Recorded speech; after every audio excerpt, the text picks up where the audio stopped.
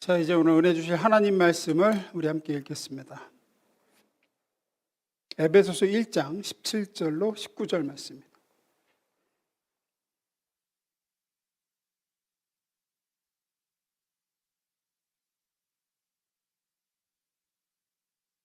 지금 거의 5주째 같은 본문인데 앞으로도 아마 3, 4주는 이 본문으로 우리가 계속 말씀을 나눌 겁니다.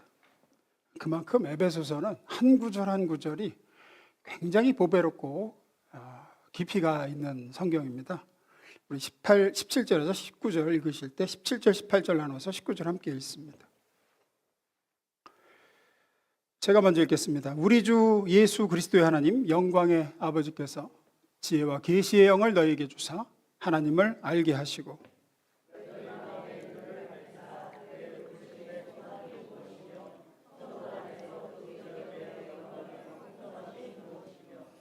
그의 힘의 위력으로 역사하심을 따라 믿는 우리에게 베푸신 능력의 지극히 크심이 어떠한 것을 너희로 알게 하시기를 구하노라. 아멘. 자, 기도하고 말씀 나누겠습니다. 좋으신 아버지, 오늘도 아버지의 말씀으로 우리에게 먹여주시기를 구합니다. 하나님께서 말씀의 통로로 택하여 세우신 종을 사용해 주시고 성령으로 감동해 주셔서 성도들이 꼭 필요한 말씀을 듣게 하시고 이 말씀이 성도들에게 깨달아지고 은혜가 되게 하옵소서. 이 말씀으로 이 땅이 아닌 천국의 소망을 두게 되는 복된 시작이 되게 하옵소서. 예수님의 이름으로 기도드렸습니다. 아멘. 오늘 본문 18절 봅니다. 18절 보시면 너희 마음의 눈을 밝히사 그의 부르심의 소망이 무엇이며 성도 안에서 그 기업의 영광의 풍성함이 무엇이며 그러죠. 우리는 계속 에베소 교회를 향한 바울의 기도문을 우리가 계속 나눠가고 있습니다. 바로 맨 처음에 하나님을 알게 해달라고 기도했고 에베소 교인들이, 두 번째는 지난주에 우리 나눈 대로 하나님이 우리를 부르신 부르심의 소망, 그러니까 이제 하나님이 우리를 구원하실 때 우리를 향해 품었던 그 소망과 기대, 그것을 이루는 교인들이 되게 해달라고, 그것을 알게 해달라고 기도했고, 이제 오늘은 그 다음입니다. 성도 안에서 그 기업의 영광의 풍성함이 무엇인지 너희의 눈을 밝히사 알게 해주시길 구한다, 그 얘기예요. 여기서 바울이 이야기하는 그 기업의 영광은 뭘 얘기하냐? 쉽게 말해 천국의 영광입니다. 천국의 영광. 신자가 장차 이 땅을 떠날 때 가서 누리게 될 하나님 나라의 놀라운 영광, 우리를 위해서 하나님이 천국에 예비해 주신 좋은 것들, 그런 것들을 너희의 영안을 밝히사 이 땅의 것이 아닌 그것을 보게 해주시기를 원한다. 이제 그 얘기를 하는 거죠. 그게 에베소 교회를 향한 바울의 기도였습니다. 그래서 오늘부터 이제 다음 주 혹은 그 다음 주 한 3주나 2주 정도에 걸쳐서 이 기업의 영광, 즉 우리가 천국에서 누리게 될 소망, 그 영광, 이걸 주제로 말씀을 좀 이어가려고 그럽니다. 하나씩 보겠습니다. 첫 번째 읽어봅니다. 시작.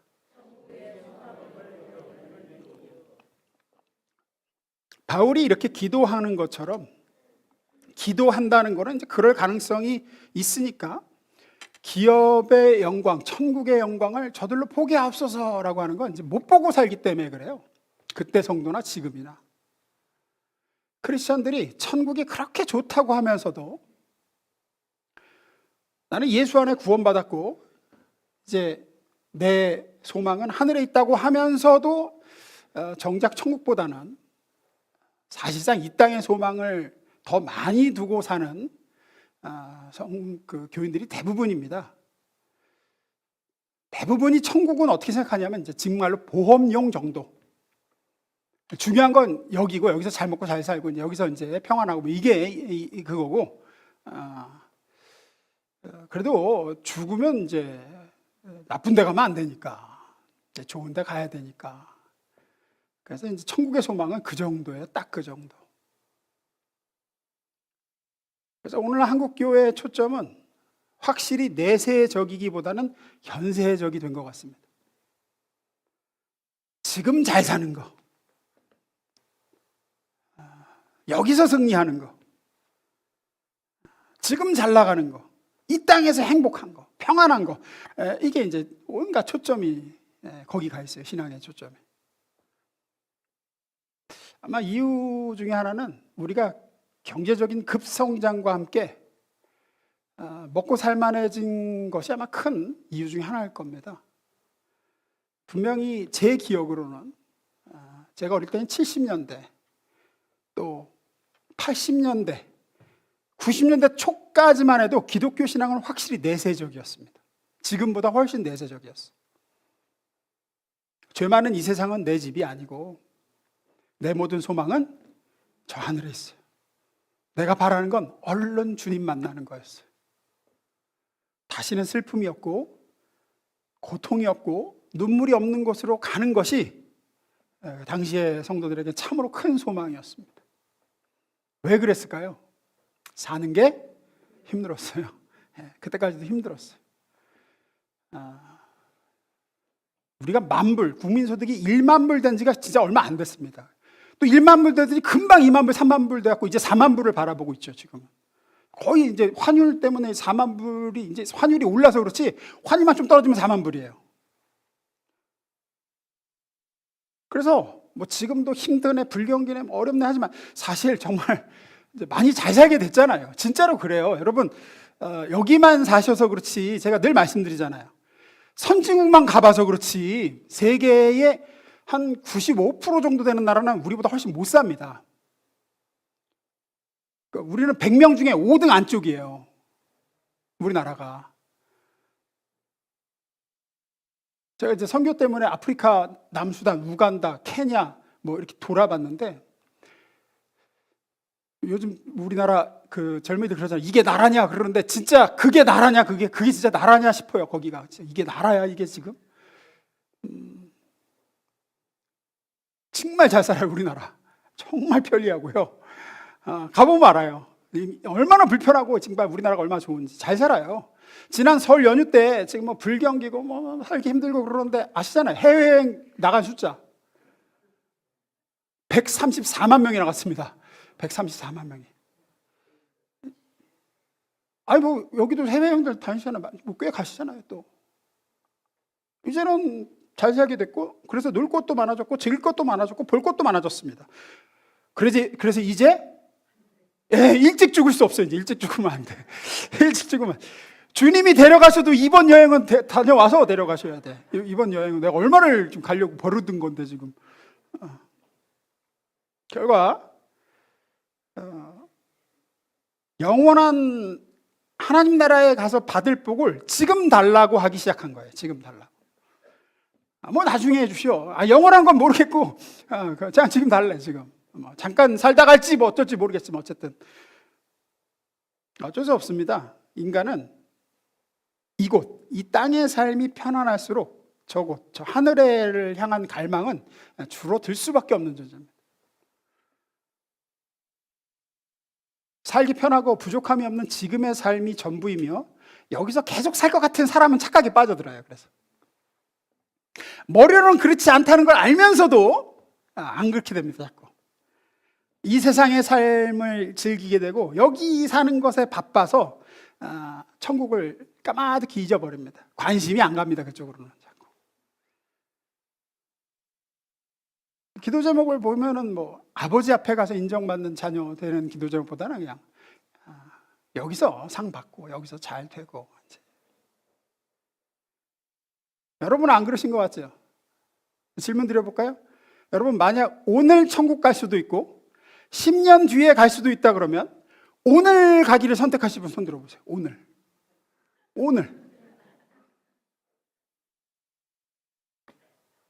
절대 다수가 10년 뒤일 겁니다. 아마. 둘 중에 하나 선택하라 그러면 천국을 가고 싶죠. 그런데 오늘은 조금 오늘을 가는 건 조금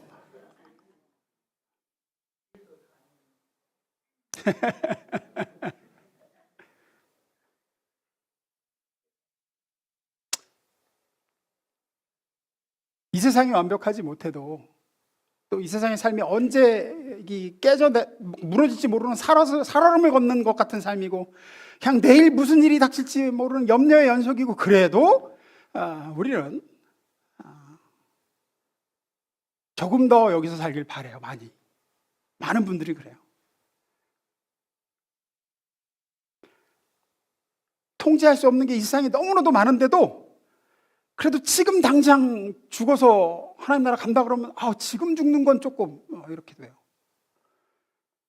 아직 하고 싶은 것도 많고, 가족하고 친구들하고 더 많은 시간도 보내시고, 못 해본 것도 많고, 그래요. 우리가 천국에 관심과 소망을 두지 않는 이유가, 이렇게 이 땅에서 사는 게 좋은 것도 있지만 사실 더 큰 이유는 이겁니다. 우리가 천국에 대해서 잘 모르기 때문이에요. 구체적으로 그곳이 어떤 곳인지를 알지 못해요. 이 땅에서의 삶은 우리가 잘 알아요. 이 땅에 고통과 근심 있는 것도 알지만 즐거움과 기쁨도 압니다. 우리는 이 땅의 즐거움도 알고 기쁨도 알아요. 하지만 천국은 좋은 곳이라고는 하는데 가본 적이 없어. 아는 게 없단 말이에요. 그래서 우리에게 천국은 막연하고 모호한 곳이에요. 인간은 막연하고 모호한 곳에 대해서 소망을 품기가 쉽지 않습니다. 해결책은, 우리가 천국에 소망을 두는 데서 중요한 해결책은, 그래서 하나님께서 성경에서 계시해 주신 천국인 어떤 곳인지에 대해서 우리가 알고 배우는 겁니다. 천국이 좋다고 하는데 이래서 좋구나. 그래야 우리는 천국에 대한 관심이 생기고 소망이 점점 커지게 돼요. 오늘 본문에서 바울의 기도문을 좀 보겠습니다. 18절 봅니다. 읽습니다. 시작.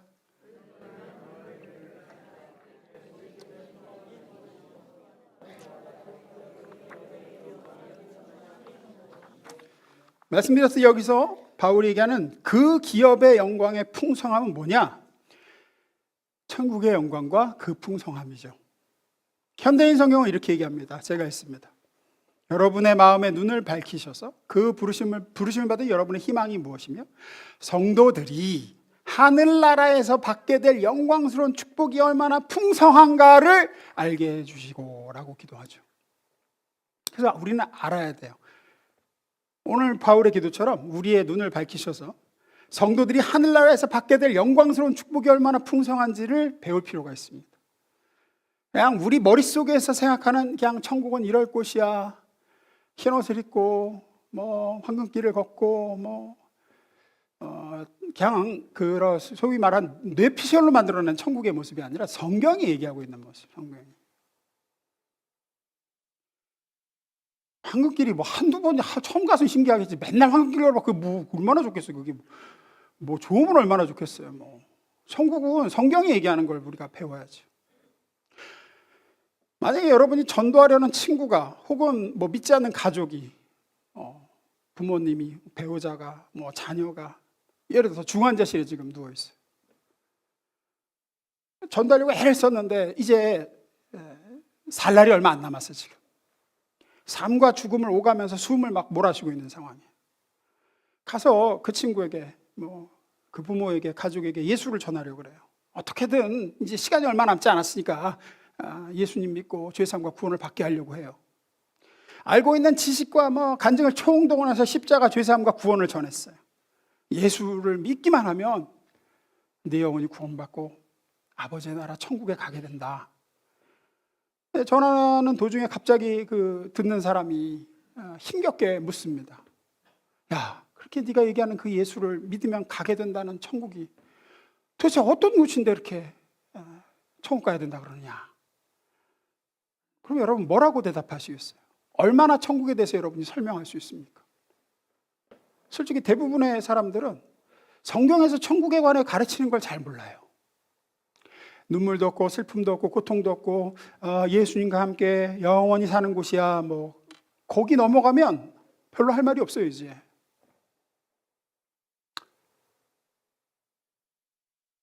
그래서 우리는 천국에 대해서 배울 필요가 있고, 이번 주와 다음 주 혹은 그 다음 주까지도 이 말씀 시간을 통해 성경이 말하고 있는 천국에 대해서, 그래서 바울이 구한 대로 우리의 마음에 눈을 밝히사 그 기업의 영광의 풍성함을 알게 되기를, 말씀을 통해 알게 되기를 주의 이름으로 축원합니다. 자, 오늘 그래서 나누려고자 하는 건 먼저 이거예요. 읽어봅니다. 두 번째, 시작.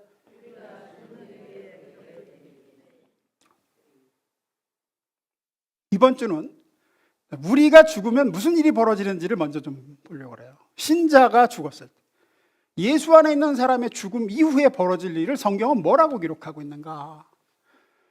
다음 주는 천국은 그래서 어떤 곳이라고 성경이 얘기하는가, 그 얘기를 좀 해보려고 합니다. 오늘은 먼저 신자가 죽은 뒤에는 무슨 일이 벌어지는가? 첫 번째 이겁니다. 소대지입니다. 천사들이 신자의 영혼을 안내해 줍니다. 천사의 안내를 받게 됩니다. 우리는 죽으면. 누가복음 16장에 보면 예수님께서 부자와 거지 나사로에 관한 이야기를 하세요. 이 부자와 거지 나사로에게는 비유가 아닙니다. 왜냐하면 예수님은 비유로 설명할 때는 비유로 말씀하신다라고 분명히 이렇게 기록을 하고 시작을 해요. 근데 여기에는 비유라고 얘기를 안 하세요. 또 비유에는 실명이, 사람의 이름이 한 번도 등장한 적이 없습니다. 그냥 어떤 농부가, 어떤 하인이 뭐 이렇게 나가죠. 어떤 주인이. 근데 여기는 나사로라는 이름이 명시되어 있어요. 그래서 많은 성경학자들이 이거는 실제로 있었던 이야기를 주님이 하시는 거다라고 봅니다. 대부분 아시겠지만 간단하게 설명드리면 이야기 속에 이 부자는 사치스러운 삶을 살고 옆에서 누가 굶어 죽든 말든 굉장히 이기적인 삶을 삽니다. 반대로 나사로는 신실하지만 굉장히 가난한 속에 지독히도 어렵게 삽니다. 두 사람 모두 죽었습니다. 나사로는 어떻게 되죠? 16장 22절 읽어봅니다. 시작.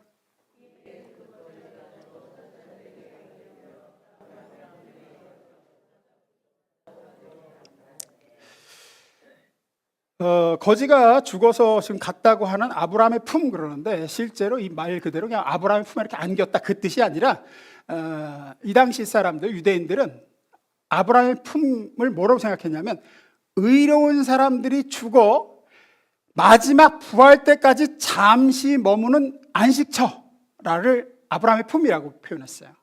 왜냐하면 하나님 앞에 의롭다는 인정을 받은 1호 사람이 아브라함이었다라고 생각하기 때문이에요.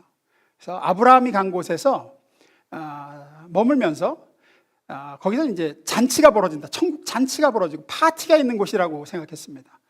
그래서 아브라함의 품에 안겼다라는 건 의로운 사람이 죽어서 가는 그곳에서 잔치자리에 앉아있다라는 뜻입니다. 나사로가. 예수님 다른 표현으로는 낙원이라고도 했어요. 예수님이 십자가에서 오른편 강도에게 네가 오늘 나와 함께 낙원에 있으리라 할 때 그 낙원이 아브라함의 품과 같은 말입니다. 의인이 죽어 마지막 부활 때까지 잠시 머무는 안식처, 잔치자리. 그래서 22장 현대 성경은 이렇게 번역하죠. 어느 날 그 거지는 죽어 천사들에 이끌려 의로운 사람들이 가는 장소에 가서 아브라함과 같이 있게 되었다, 이렇게 얘기해요. 잘 보시면 중요한 얘기가 나옵니다. 거지가 죽었어요. 거지가 죽어 그 다음에 뭐라 그래요? 예, 천사들에 이끌려 그래요. 천사들에 이끌렸다라고 하고 우리 개역성경은 천사들에 받들려라고도 합니다. 둘 다 같은 표현입니다. 안내받다, 영접받다, 그 뜻입니다. 이것이 신자가 죽게 될 때 처음 일어나는 일이에요. 우리는 죽게 되면 우리를 안내하여, 우리를 영접하여 천국으로 인도해 줄 천사를 제일 먼저 만나게 됩니다. 이건 그냥 성경에서 비유로 얘기하신 게 아니라고 제가 말씀드렸죠. 실제로 이런 이야기가 많이 있습니다. 제가 꽤 오래전, 이제 한 10년 된 것 같아요. 슬로바키아에서 선교하던 선교사님을 만났습니다. 제가 그 사역하던, 부목사로 사역하던 교회 출신 선교사님이셨어요. 근데 선교사님이 이제 사모님이 한 6개월 전부터 소화가 자꾸 안 되고 힘드셨대요. 트름 자꾸 하고. 그래서 이상하다 싶어 병원을 갔는데 이제 위암 말기인데 전이가 다 된 거예요, 주변으로. 손을 쓸 수 없다. 결국 발병하고 발견하고 3개월도 못 돼서 이제 소천하셨어요, 사모님. 이 선교사님이 어쩔 수 없이 선교 사모님을 장례하고 이제 선교 사역을 중단하고 이제 귀국을 하신 상태였어요. 그래서 저하고 이제 얘기를 하는데 이분이 이런 얘기를 해요. 자기 아내가 사모님이 세상을 떠나기 한 몇 주 전부터 자꾸만 얘기를 하더라는 거예요. 병실에 누워 있으면서도 여보 저기 누가 지금 와 있어 라고 계속 얘기를 하더라는 거예요. 근데 이제 그때 상태가 무슨 막 이렇게 간성 혼수가 와가지고 혼미하거나 이런 상태가 아니었대요. 아직 마약성 진통제를 맞을 때도 아니었고 분명히 정신은 말짱한데 얘기도 잘 하시고 그런데도 여보 저기 사람이 있다고.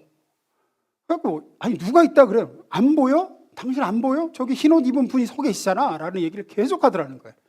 그러면서 이제 그게 한 번만 그런 게 아니라 그 다음날도 계속 그러시더래. 저분이 당신 가고 나면 말씀도 읽어주고 내 옆에 와서 손도 잡아주고 그런다는 거예요. 이 선교사님 얘기가 처음에는 자기가 조금 혼란스러웠대요. 왜냐하면 선교사님도 그렇고 사모님도 그렇고 그런 영성의 색깔이 그런 분들이 아니에요. 환상을 본다든지 뭐 이런 쪽이 아니셨어요.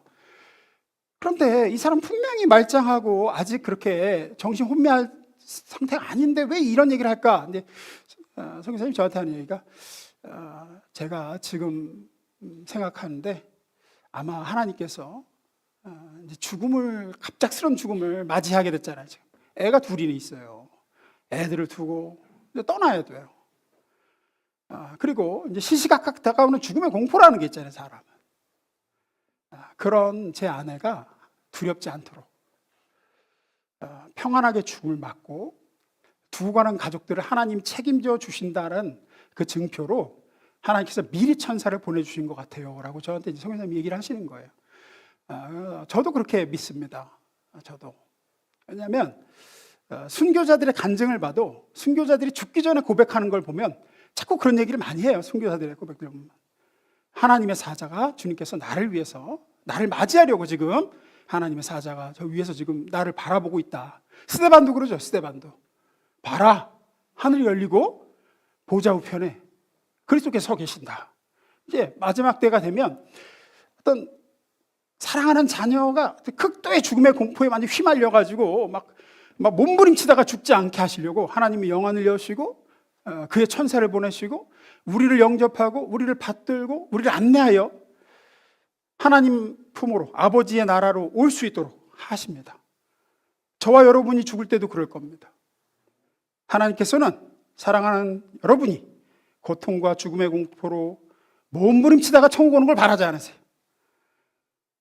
성경에 기록된 대로 하나님의 사자 천사를 보내사 여러분 곁에 있게 하시고 여러분의 숨이 끊어질 때 평안과 기쁨 가운데 아버지 나라로 이끌어 주실 줄로 믿습니다. 그것이 신자의 죽을 때 처음 일어나는 일입니다. 천사가 영접하러 옵니다. 두 번째입니다. 읽습니다. 시작. 성경은 신자가 죽으면 불신자든 신자든 사람이 죽으면 심판대에 선다고 이야기합니다. 성경에 기록한 심판이 크게 두 가지가 있죠. 하나는 예수님이 재림하실 때 정말로 새하늘과 새 땅이 있고 그때의 대대적인 이제 심판을 하는데 그걸 이제 소위 백보자 심판이라고 하고요. 죽어서 바로 그리스도의 심판대 앞에 서게 된다라고 할 때 이 심판을 소위 베마 심판이라고 합니다. 설명을 좀 드릴게요. 어쨌든 우리는 이제 심판 때 그러면은 기분이 어떠세요? 예, 두렵죠. 두렵죠. 저도 그래요, 저도 어렸을 때부터 이 그리스도의 심판 때를 두려워하면서 자랐어요. 제가 어릴 때 많이 들었어요, 설교를. 지금도 똑똑히 기억해. 초등부 전사님이 설교를 하시는데 뭐라 하죠? 천국에 가면 너희들이 저질러온 모든 잘못들, 지은 죄가 엄청나게 큰 스크린이 있대. 이제 거기에 다 상영된대. 아니, 그렇게 되면 제 생각에, 생전에 남몰래 지은 죄까지 천국의 모든 사람 앞에 적나라하게 공개돼서 톡톡히 창피를 당한다는 얘기인데, 이런 식으로 생각하면, 이 심판의 수치와 굴욕을 이제 다 당한 다음에 천국 입성이야. 그 다음에 천국을 가야 된다는 이야기가 돼요. 근데 이게 근거 구절이 없는 게 아니에요. 있습니다. 왜 이 말이 나오게 됐냐면 고린도후서 5장 10절에 보면 이런 말씀이 있어요. 읽어봅니다. 시작.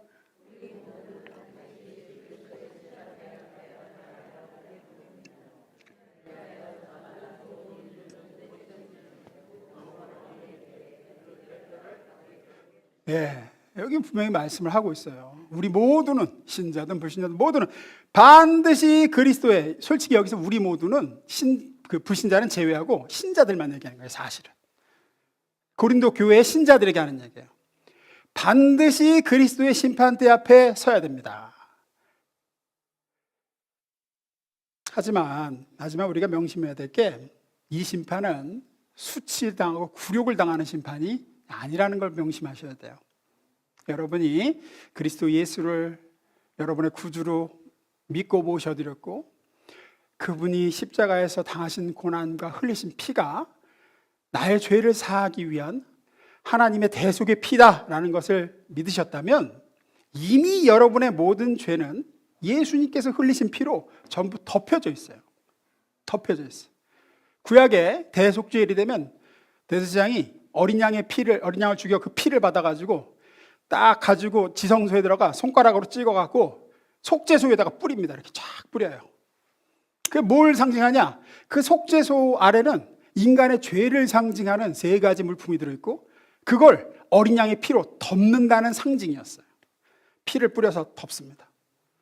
왜 덮을까요? 누구 못 보게 하려고? 누구로부터 가리는 걸까요? 예, 하나님으로부터 가리는 겁니다. 하나님이 우리의 죄를 보실 수 없게 한다라는 의미로 덮습니다.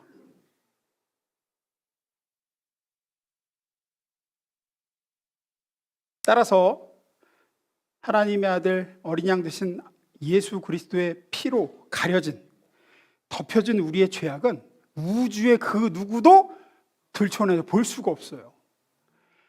심지어 모든 것을 감찰하시는 하나님 아버지조차 유월절 어린 양 아들 예수의 피로 덮인 우리의 죄악을 보시지 않겠다고 선언하셨습니다.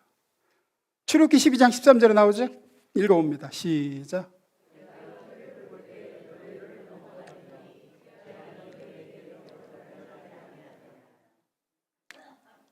우리 찬송가도 있죠.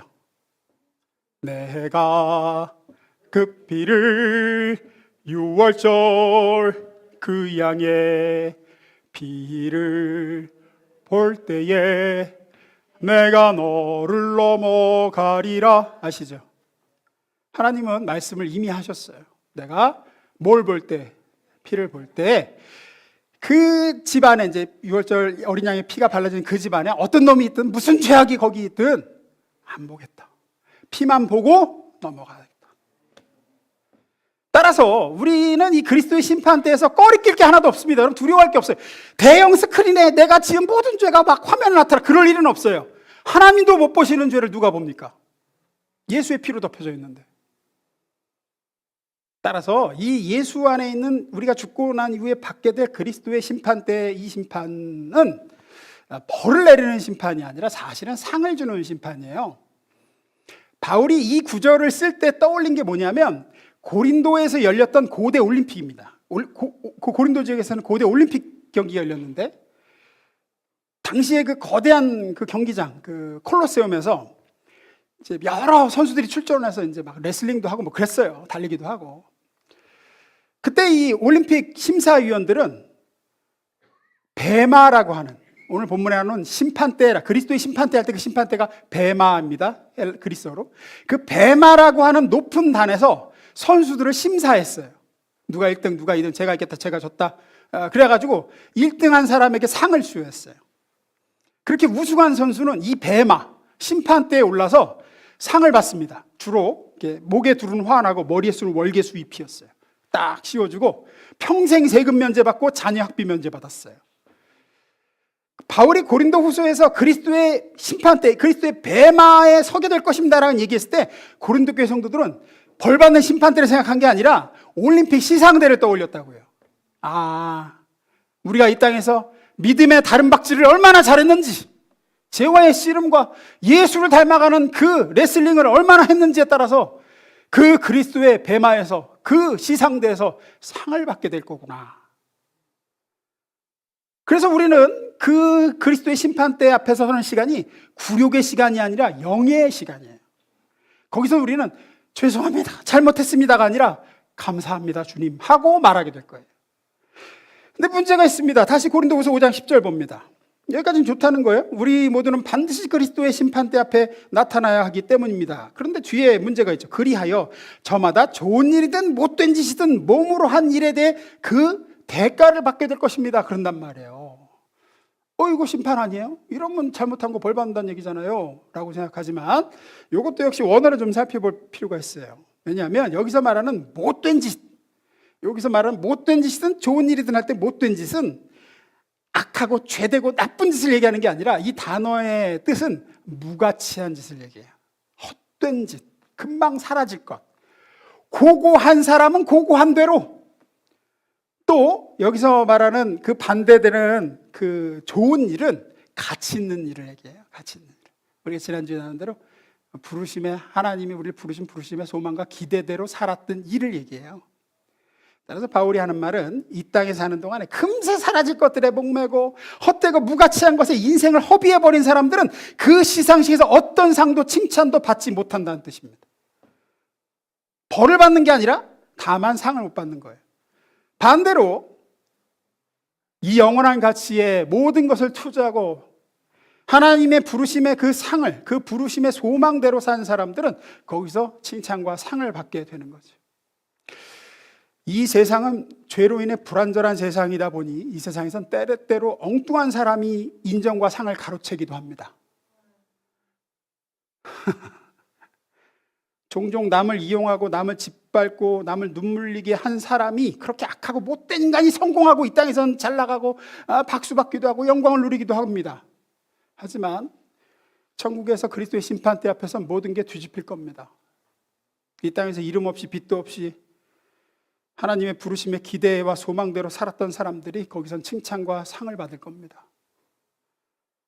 아무도 보지 않는 곳에서 묵묵히 주를 위해 애썼던 사람들, 한 번도 교회에서도 누가 칭찬 한 번 안 해주고 인정 들어보지 못했던 예수의 사람들이 천사의 박수갈채가 쏟아질 거고 영원한 하나님의 상급을 누릴 거예요. 반면에 그 심판 때는 많은 신자들에게 상실감의 시간이 될 수도 있을 겁니다.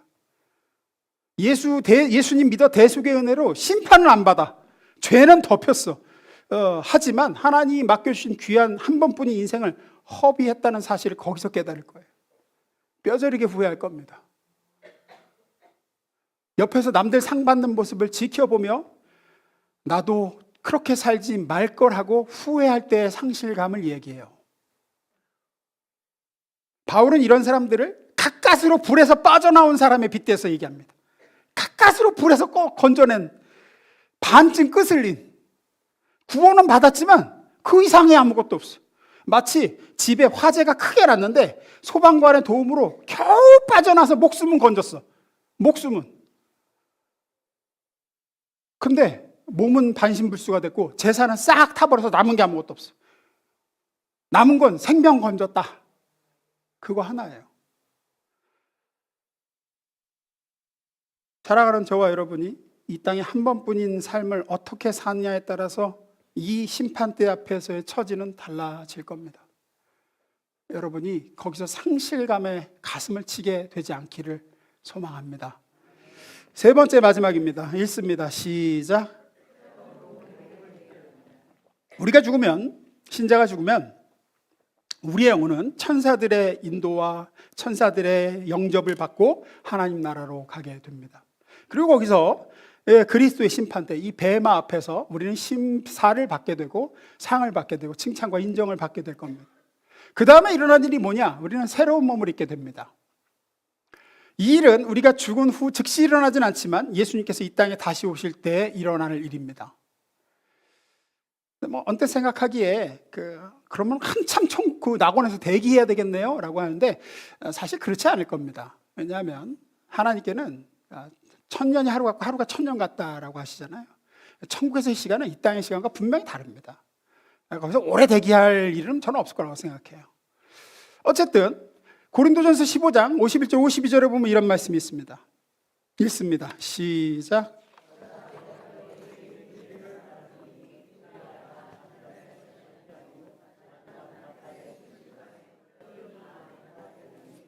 나팔소리가 나매 죽은 자들이 썩지 아니할 것으로 다시 살아나고 우리도 변화되리라.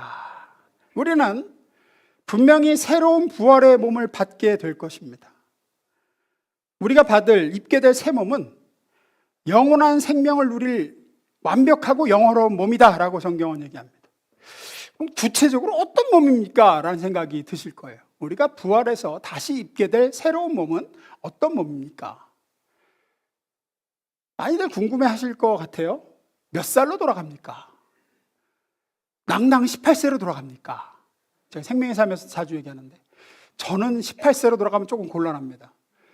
얼굴에 여드름도 많았고 그때는 제 몸무게가 가장 정점을 찍을 때고 제일 못났을 때 제 인생에서. 사람이 꼭 젊다고 다 멋있고 나이 든다고 이렇게 그런 건 아닌 것 같아요. 제 친구들이 저한테 그래요. 나이 들수록 너는 인물이 좀 사는 경향이 있다고. 좀 인상도 부드러워지고 눈꼬리도 좀 내려가고 푸근한 인상이 됐다고. 제가 보기도 그래요. 좀 굉장히 저는 성깔이 있어 보이게 날카로웠어요. 또 지금처럼 이런 모습입니까? 또 어떤 몸이 뭐가 달라지는 겁니까? 그 몸은 우리가 부활해서 새로 있게 될 몸은 성경은 이렇게 얘기합니다. 부활하신 그리스도의 몸과 같을 거라고. 요한일서 3장 2절에 이렇게 얘기합니다. 사랑하는 자들아, 우리가 지금은 하나님의 자녀라.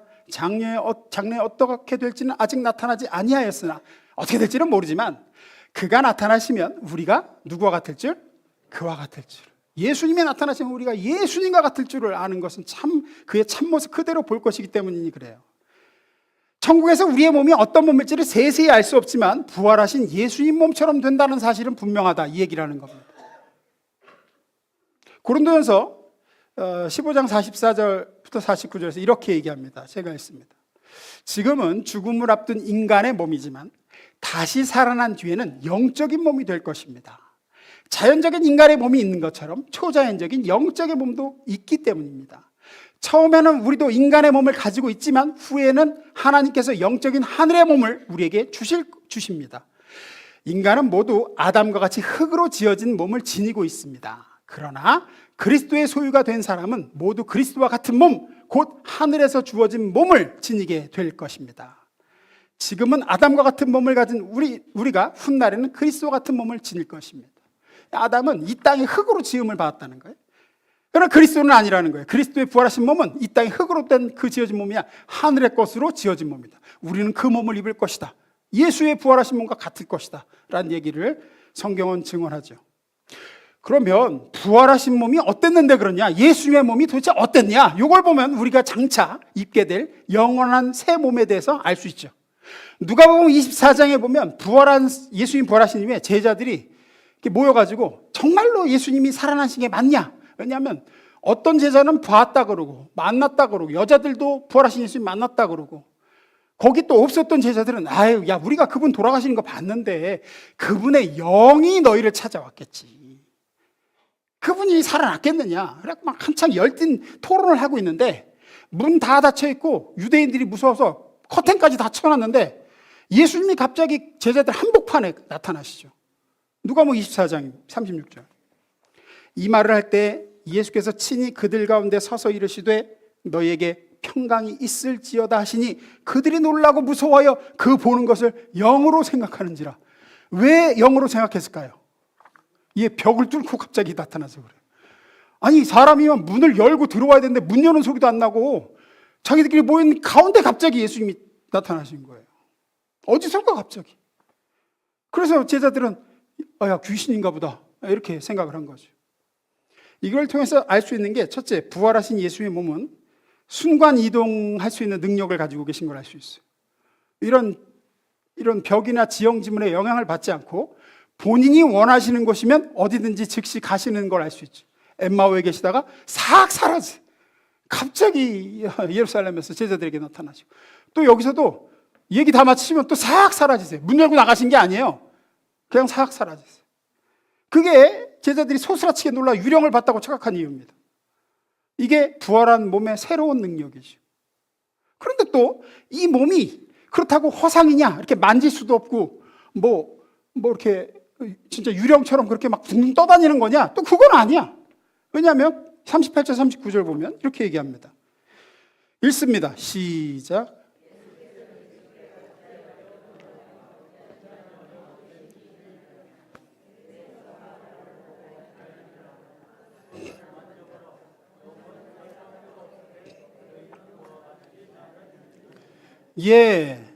예수님의 부활하신 영광스러운 몸은 형체가 없는 게 아니었어요. 제자들이 만질 수도 있었습니다. 또 나인 줄 알라 그러죠. 나인 줄 알라라는 말씀을 보듯이 부활의 새 몸을 입은 예수님은 여전히 제자들 눈에는 예수님으로 보였어요. 그들이 3년 동안 함께했던 그 예수님은 맞아. 근데 이제 뭔가 다를 뿐이지 예수님인 건 알아보겠어요. 우리도 마찬가지입니다. 우리가 훗날 주의 나라가 완성될 때, 주의 나라 천국에서 부활의 영광스러운 몸을 입을 때 나는 여전히 나일 거예요. 네, 나인 줄 알아봐. 엄청나게 업그레이드 됐을 뿐이지 나는 나예요. 또 그 몸은 내가 원하는 곳이면 어디든지 순식간에 갈 수 있는 몸인과 동시에 또 만져볼 수도 있어요. 사랑하는 사람을 다시 끌어안아 볼 수도 있고, 다시 볼을 맞대고 손주하고 그냥 놀 수도 있고, 그런 몸인 건 분명합니다. 내가 난 줄 알아요. 기억도 있고 이 땅에서의 정체성도 있고 다 있어요. 그래도 귀신인가 의심하는 제자들에게 예수님이 이렇게 반응하시죠. 41절부터 43절. 그들이 너무 기쁨으로 아직도 믿지 못하고 놀랍게 여길 때 이르시되 여기 무슨 먹을 것이 있느냐 하시니 이에 구운 생선 한 토막을 드리니 받으사 그 앞에서 잡수시더라 그래요. 제자들이 여전히 이거 그래도 이상한데 하니까 보는 앞에서 내가 귀신이 아니라, 나는 영이 아니라 육체를 가진 존재다, 영광스러운 육체를 입었을 뿐이야 라는 걸 보여주려고 구운 생선을 받아서 현장에서 드시죠. 영은 음식을 먹을 수 없습니다. 제가 어렸을 때 우리 집 잠깐 제사 드린 적이 있는데, 우리 집도 그러면 음식을 차려놓고 절을 한 다음에 숟가락 꽂아 놓고 조상의 영이 와서 음식 잡수시도록 어떻게 잠깐 나가 있으라 그러지. 나가 있으라. 이제 어린 시절에도 한참 후에 방에 돌아와 제가 호기심 어린 눈으로 조금 줄었나 봤어요. 이제 국이 좀 줄었는지 음식이 줄었는지. 안 줄어, 그대로야. 뭘 먹어 먹기는. 하지만 부활하신 예수님은 영이 아니라 새 육체를 지니셨기에 음식을 드시죠. 놀라운 일입니다. 이 얘기는 뭡니까? 우리도 부활한 영광의 몸을 입고 천국에서 먹고 마시는 존재라는 거예요. 예수님도 그러셨죠. 최후의 제자들과 유월절 만찬을 나누면서 내가 아버지의 나라에서 다시 이걸 너희와 함께 할 거라고. 여러분은 어떨지 모르겠지만 저는 부활의 몸을 입고도 음식을 먹을 수 있다는 사실이 얼마나 기쁜지 모릅니다. 저의 삶의 즐거움의 절반 이상이 먹는 데서 오는데 확실하게 살찔 걱정이 없이 마음껏 먹을 수 있지 않을까. 분명한 건 우리는 새로운 몸을 입게 될 텐데 영원히 아프거나 늙거나 하지 않고 시간과 공간의 제약 없이 부활하신 예수님처럼 자유롭게 어디든지 순식간에 갈 수 있는 몸인과 동시에 그러면서 음식도 먹고 서로 안고 느낄 수 있고 나인 줄 알아보는 그런 영광스러운 육체를 입게 된다는 사실입니다. 데살로니가서 4장 16절 18절에서 그래서 이렇게 이야기합니다. 주께서 친히 호령하실 것입니다. 천사장의 천둥 같은 소리가 들릴 것입니다. 하나님의 나팔 소리가 들릴 것입니다. 주님께서 하늘로부터 내려오시고 그리스도 안에서 죽은 사람들이 일어날 것입니다. 그들이 먼저 갈 거래요. 먼저 떠나보는 엄마, 아빠, 믿음 안에서 죽은 교우들이 먼저 일어날 것입니다. 17절, 그런 다음에 우리 가운데 그때까지 죽지 않고 살아있는 사람들이 그들과 함께 구름 속으로 이끌려 올라가 주님을 만나 뵐 것입니다. 우리는 기뻐 뛸 것입니다. 그 후에 주님과 함께하는 성대한 가족 모임이 있을 것입니다. 그러니 그러한 말로 서로 격려하십시오. 이 영원한 소망을 여기에 두시기를 주임으로 축원합니다. 이것이 주님께서 우리를 위해 예비하신 그 기업의 영광의 풍성함 중 하나입니다. 말씀 마무리 짓습니다. 이 땅에서의 관점은 죽음은 두려움과 공포입니다. 제가 사랑하는 우리 할아버지 시체를 보고 염을 하고 관에 누인 걸 볼 때 가슴이 싸늘해졌어요. 손을 만져봤는데 진짜 무슨 얼음장 같았고, 또 제 사랑하는 친구가, 함께 교화에 생활했던 친구가 몇 년 전에 죽었을 때 개를 태우고 이제 재를 받아가지고 납골함에 담아 오는데, 진짜 요만큼이더라고요. 요만큼 이렇게 쓸어 담아가지고 담는 모습을 보면서 우리는 상실감과 슬픔을 경험합니다. 그게 이 땅의 죽음의 관점이죠. 하지만 천국의 관점에서의 죽음은 전혀 다른 이야기입니다. 시체와 관 한 줌 재가 아니라 살아있을 때보다도 더 살아있는 존재, 부활한 새로운 몸을 입고 영원히 살며, 그 몸은 늙지도 병들지도 않고 아프지도 않는 행복과 안식의 시작입니다. 그것이 우리의 천국 소망입니다. 여러분, 죽을 때 너무 걱정할 필요가 없을 것 같습니다. 제가 가만히 생각해 보니까 지난번에 말라리아 폐렴 걸렸을 때, 그때는 왜 이렇게 힘들었나? 안 죽을 때라 그래요. 죽을 때였으면 주님이 천사를 먼저 보내셨을 텐데, 여러분 너무 걱정하지 마십시오.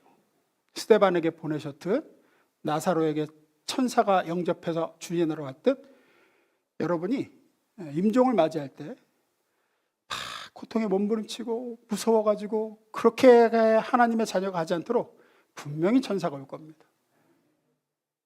그리스도 심판대 앞에서 여러분이 주를 위해 쓴 모든 순간들이 넘치도록 보상받을 겁니다. 새 육신을 입게 될 겁니다. 여기저기 아프고 가고 싶은 데도 못 가고 나날이 늙어가는 그 몸이 아닙니다. 그러니 아직 예수 안 믿는 분들, 제발 예수 믿고 이 영광 같이 누리게 되길 주님으로 축원합니다. 또한 사랑하는 예수 안에 있는 성도 여러분, 이 세상을 살며 세상 사람들이 하는 것처럼 아침에 일어나면 아이고 오늘 또 하루 늙었구나, 또 하루 죽음과 가까워졌구나, 이럴 게 아니라 매일 아침 눈 뜰 때마다 천국의 하루 가까워졌구나, 새 몸을 입을 날이 또 하루 가까워졌구나, 이렇게 하루를 맞이하시길 주님으로 축원합니다. 기도하겠습니다.